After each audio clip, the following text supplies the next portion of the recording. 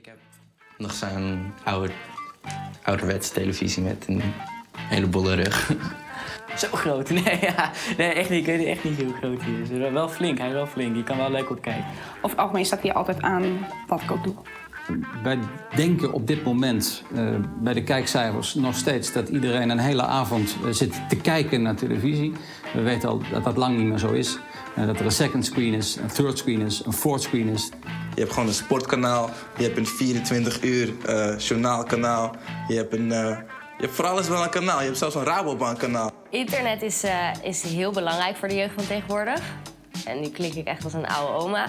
Ik heb wel vaak een computer, laptop of anderszins tablet in de buurt als ik tv kijk. Ik heb eigenlijk al mijn handen vol aan het eerste scherm, dus ik kom niet eens toe aan het tweede scherm.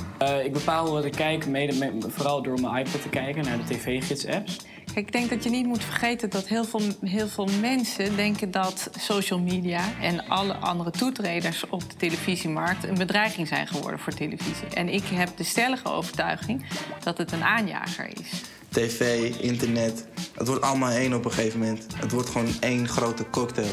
Dat is dus de uitdaging. Hoe vind je als gebruiker naar wat jou interesseert? Maar wat blijft is dat de allerbeste content, het beste programma, het beste format, dat blijft de meeste kijkers trekken. Dat gaat niet veranderen. De kijker bepaalt wat hij wil zien, waar, op welk moment en op welke manier.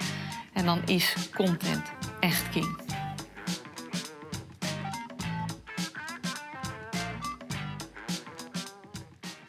Ladies and gentlemen, may I have your warm welcome applause for Paulie and Marieke van der Donk.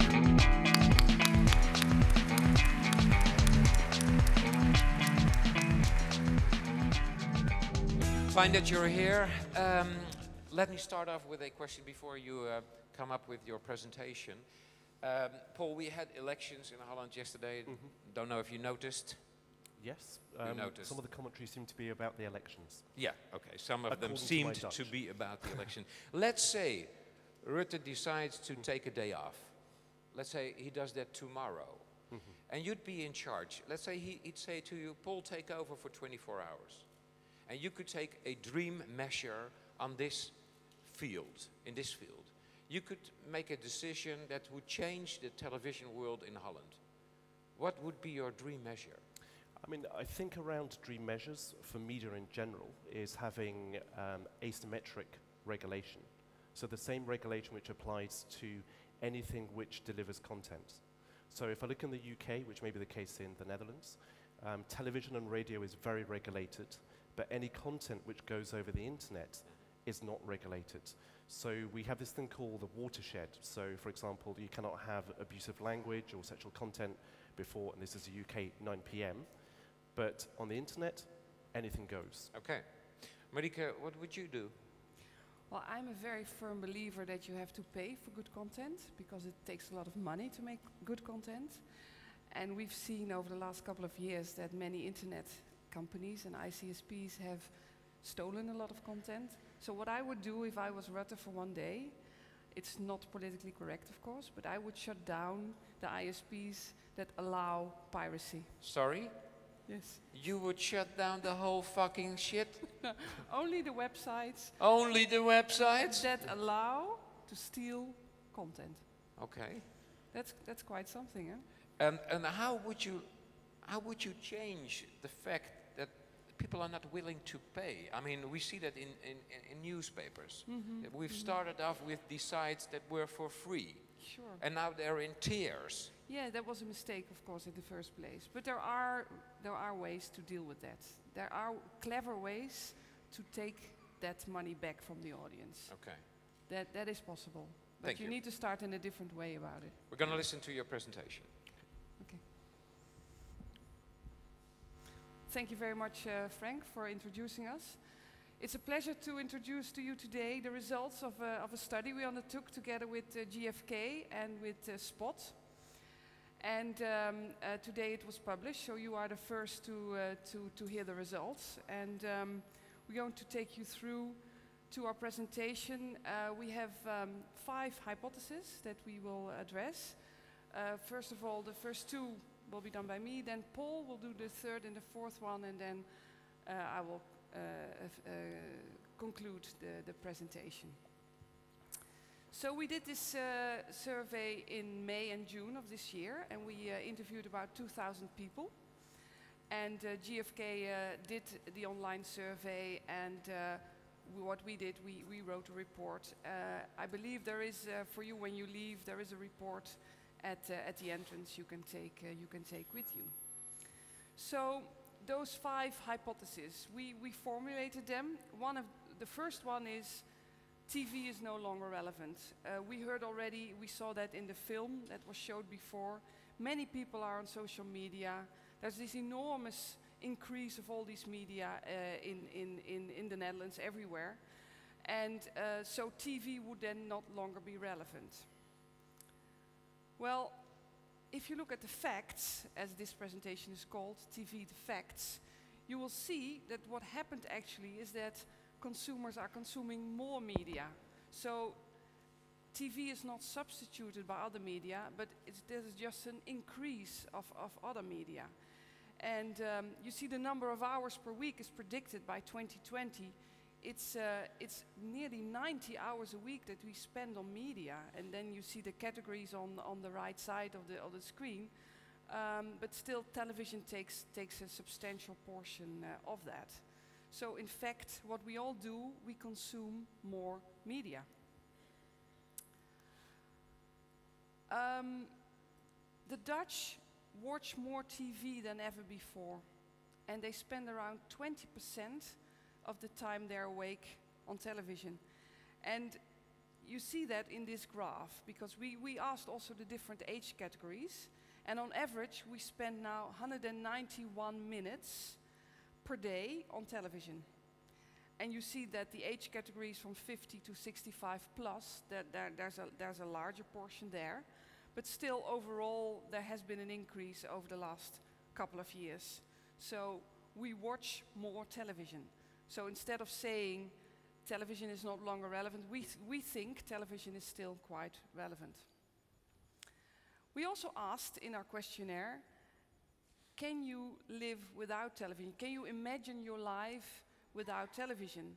And then 45% of the audience told us that they couldn't imagine their life without television, which we think is quite a high number, and of which the female side of the population was even nearly 50%. So television is still very relevant in people's daily lives. We also have some research from the UK to share with you. That came, of course, from Paul's side. In the UK, it's even the younger age groups that appear to have greater dependency on television. So that is a difference with the Dutch market. But that's quite interesting as well, because you would expect that the younger groups, the younger audiences, would be very much hooked on their laptops and on their smartphones. But television for the younger groups is very important to them. And also in the UK, it's the younger viewers that have the most positive view about rising the standards of television programs. So they really are very keen to look at high quality programs, and that also comes back later in our research. We asked for willingness to pay for good content. It seems for high quality people are willing to pay, but it's also very valued by younger audiences. The second hypothesis is that new devices will destroy television. So the smartphone and the tablet, we talked about that before. In 2016, this comes from Informa, an English research agency. In 2016, we have nearly 2 billion connected TV devices globally. And you see on the right side what that consists of. So that means that the number of connected devices will increase sharply. If you go to the store, you buy now a smart television, you buy a connected television. But also you are able to connect with games consoles, with Blu-ray players, with set-top boxes, what have you. So we see an enormous increase of that kind of devices. In the Netherlands, we've seen a rise of smartphones now to 6 million smartphones in 2012 and 2.8 million tablets. That's of course enormous, 2.8 million tablets, if you imagine that it was only launched in April 2010, the first iPad in the Netherlands. Now we have 2.8 million iPads already in the Netherlands. But if you then ask people, how do you watch television? If you look at this graph, what struck us, if you add all these numbers, 66 plus 22 plus 8, you get 96% of the people that say they would like to watch linear television with a remote control on a normal television. So instead of saying they would watch television on their iPad or on their laptop, no, 96% says to us, we prefer watching television on a normal TV screen. So a TV with a set-top box or a TV with built-in internet access. We thought this was quite a remarkable result of our survey. We have heard a lot about second screens, also in the film, just previous to this our presentation.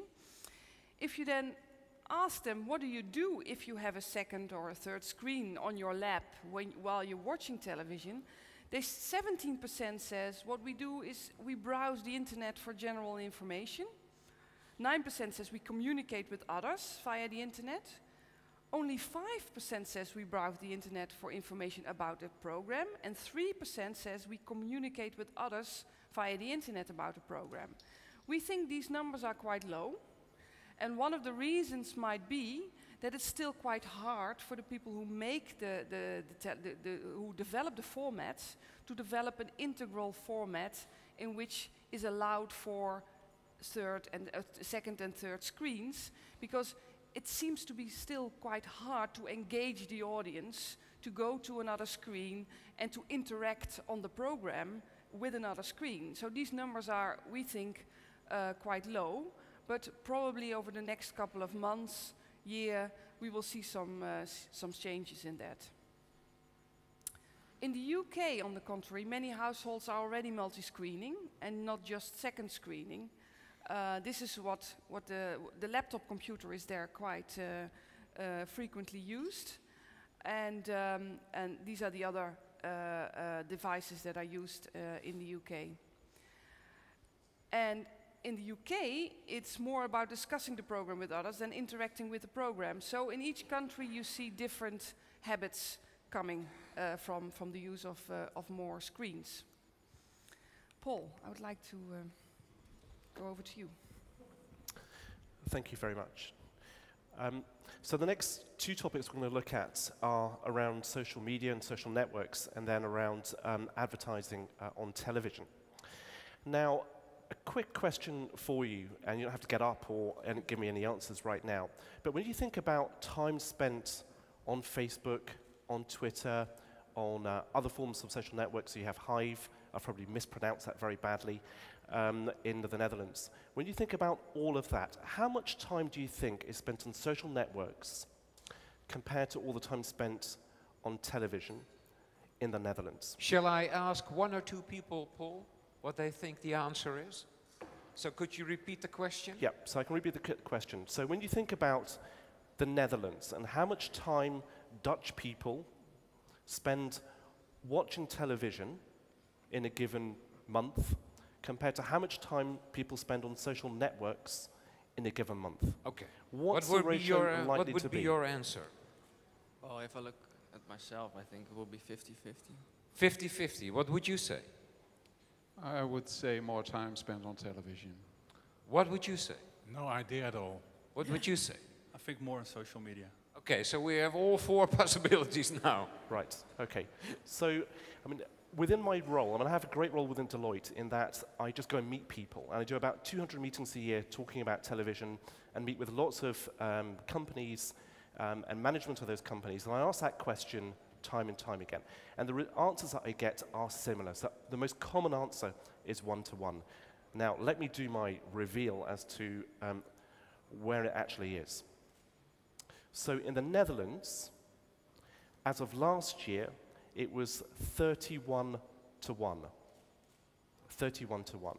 Now, but the perception, and this is what's fascinating, because all of you read TechCrunch too much, is that it's more like 1-to-1. That's a perception. Now, also what I find fascinating is that since Facebook IPO'd And since its share price started declining, like a black run, no one talks about Facebook anymore, which is interesting. And if you look on 2012, I think the ratio has gone down a little bit, so it's more like 25-1 for the Netherlands. And Facebook's time spent has gone up. But still, there is a vast gulf of time between time spent on television and time spent using all forms of social network. And one thing I'd reinforce in terms of social networks is they tend to be, particularly for Facebook, the aggregate of user-generated content. And the reality is, user-generated content normally never is that interesting. So Twitter is more a broadcast medium. So the people in this room here contributing their comments, you will have more interesting comments than the average. But for social networks, you have that limitation there. It's not just the Netherlands, so it's not just the Netherlands being backwards or whatever. So for the UK last year, the ratio was 36-1. Now it's like 30-1. I think it will decline again next year it will go back to about 35-1. And this is some data for the European countries. So you have the UK and Germany spending the most time on social networks. And those numbers look pretty big, so 200 million hours in the UK and in Germany. But consider this, by the end of today, in the EU countries, and I think you're staying in per the election result yesterday, so the EU 27, 2 billion hours of television will have been watched in one day. That is a ratio. So that's the fact that you need to bear in mind when you're thinking, what do we do about our social media strategy? And in terms of the internet and television and social networks, they all complement each other. So what we tend to observe is that, for example, a lot of commentary on social networks, as with email, as with instant messaging, is driven by what's watched on television. The reality is, because you're watching 3 to 4 hours of TV per day, on average in the Netherlands, it's 5 hours in the US, the most common topic of conversation tends to be what's on television, because that's what's being drilled into people's heads, and that's what's exciting. So in terms of the relationship between TV and the internet, I would say overall it's complementary. So you can see a lot of people here in this survey, and this is from the Netherlands, they found having the internet and talking about what they're watching on television makes it more exciting, makes it feel more communal. And a great thing about television, it is a social experience, but there was also a section of the population who regard it as distracting to the viewing that they're doing. Okay. Right. I've got some feedback coming through from here. Right, so the next section that we wanted to have a look at is advertising on television.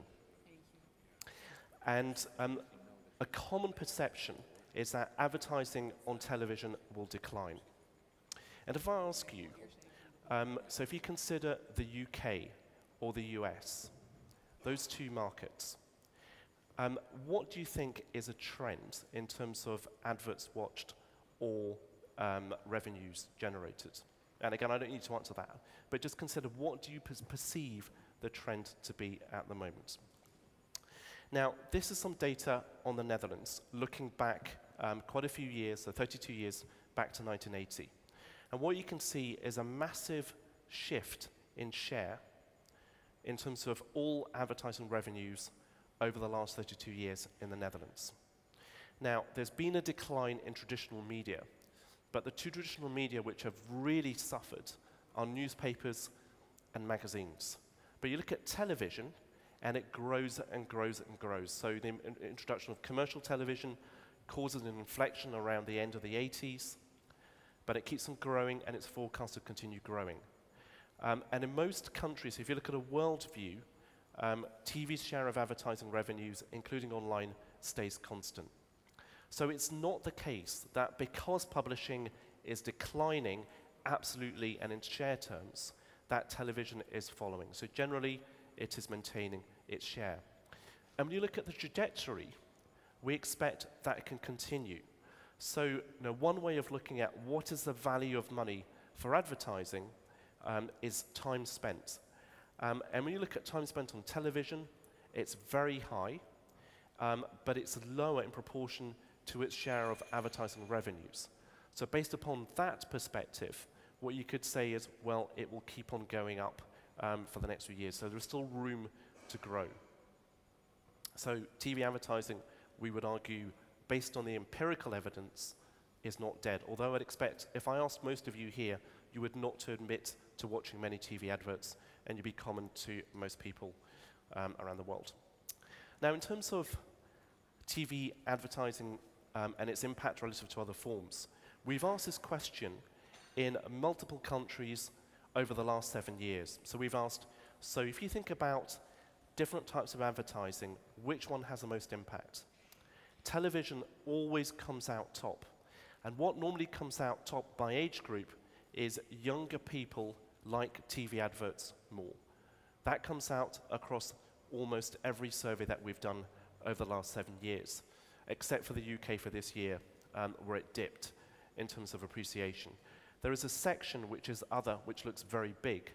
The reason why it's very big is because it's the aggregate of everything else which was mentioned. We just put it into one bracket. It's not that there is one other form of advertising which does very, very well.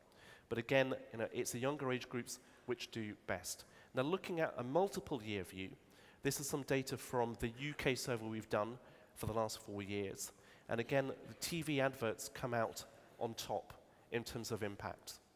And we ask, which is the most memorable campaign? It's always about 99% on television. And here's the number that we brought out in the UK report that we did. And we did some press on this, and we did probably about 20 broadcast interviews talking about TV advertising. And one thing which shocked most of the presenters who I was talking to was just how many adverts are watched in the UK. So the UK is about, I think, 64 million, 65 million people. And this is a count of the number of ads watched per day. So you'll notice it's gone up from about 35 in 2002 to we're currently at 49 in 2012. And over that time, the penetration of PVRs, so hard disk recorders, has gone from about 1% to 53%. So the PVR, the hard disk recorder, the ability to avoid adverts has not had an impact on the growth of TV adverts watched per day. And when you aggregate all those adverts watched over the course of a year, you get close to about 1 trillion ads per year. So it's a very, very big internet-like number. And one of the things about television which has helped in the UK is when you look at the share of audience that the broadcasters have had, so the original broadcasters, so the BBC, ITV, Channel 4 and 5, their share across all their channels has maintained at about 73% for 5 years. So the idea that you get fragmentation of audiences has not been realized in the UK, and I think in Germany it's even reversed. And often we talk about people fast-forwarding through adverts, and that does happen, but very little, so about 15% of television in houses with a PVR is recorded. But also what's happening, what we're observing, is some people, particularly younger people, when they're watching an advert break and they're fast-forwarding, if they see an advert which they like, they will stop fast-forwarding and rewind and watch it again. So a good advert is like a good song. It bears multiple repetitious consumption. So, and one last chart. So this here is showing you TV ad spend in Europe over the last 10 years. And the bit in blue is the actual revenues, and the bit in green is share of all advertising. So the bit in green shows you it's absolutely constant over the last 12 years. So TV's ad share stays absolutely constant. Now I'm going to head back to Marieke for the last section. Okay, thanks, Paul. So the last hypothesis is that content wants to be free. So in the Netherlands we have a market where there's a lot of free-to-air television. We buy, of course, our subscription from a cable company or from KPN. Traditionally we say in the Netherlands there's not a lot of room for pay television. And we looked into that. If you actually calculate what we spend on subscription revenue per hour, so what do the Dutch spend per hour On subscription television, it's quite low. It's 6 cents per hour, and you see on the graph the other countries. The USA, of course, is leading the way there. And we asked in our survey, we said, would you be willing to pay 10 euros a month if you could have high quality content? What kind of content would you like? And what we got back there was films, high quality drama, documentaries. I discussed this with Ruud de Lange. I don't know if he's still here in the room. We had quite a laugh about this one because, and I will show you this one straight away. If you look at video on demand, you see that 47% goes to adult websites. So people like to go to porn websites. So the willingness to pay also on television, pay television, will also of course be for not only for quality drama and films, but there will, of course, porn will be a part of that as well. But we didn't ask that in our survey because that would have been a bit strange, of course. Anyway, what we also think is that more channels is more money, and that's what the cable companies really understand. They play that game really smart. Ziggo, of course, launching HBO, and UPC also launching different kinds of extra content in extra bundles. Technology is important in that respect. People would like to see that on a nice screen. Although what also we learned from a lot of research is that when people even buy smart televisions and connected televisions, they don't know how to use them. So they just don't do anything with them. So it will still take a while before they take up everything. And on the right-hand side, on the bottom, you see new devices drive the willingness to pay for television.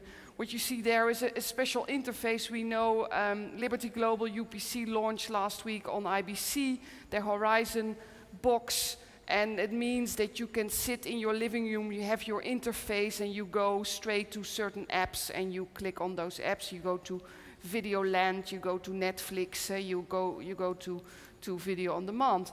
This is I would not like to keep this one from you. This is from the UK. This is the video.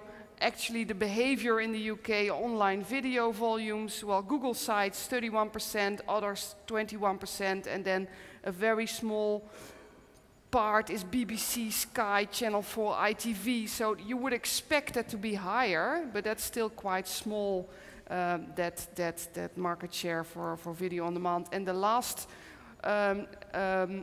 slide I would like to show you is the usage of pure play video on demand services in the UK, which is quite low as well. So people talk a lot about video on demand, talk a lot about second screens, talk a lot about new devices, social media, but to conclude, we think the future of television is quite rosy, it's quite positive, but there's still a long, well, we think it's a couple of years to go before there's a full take-up of all the possibilities that new technology offers. Thank you very much.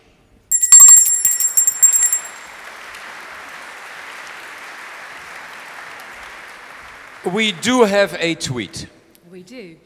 Well, the question is, now that there are several screens that viewers watch at the same time, what does that mean for the contact with the viewer? Does it still have enough quality? Who would like to answer that question? I can start. Yeah. I mean, we're seeing more and more screens in the living room at the same time that people are watching television, but it doesn't mean that they're looking at all the screens at the same time. In fact, that's impossible to do. So there's attention being shared between different screens. Now, in terms of what does it mean in terms of contact with the viewer? For some programs, it means that you enhance the contact with the viewer. So there are some apps which are designed to make viewers interact with the program. So there is a program called, well, it's like £1 Million Drop in the UK, an Endemol production. And it's built around interaction such that people play along. So for that program, it works very well. But also you can have a situation where someone's, instead of watching television, is playing a game. So that's negative for TV. So it gives and it takes. Okay. Do you have another one?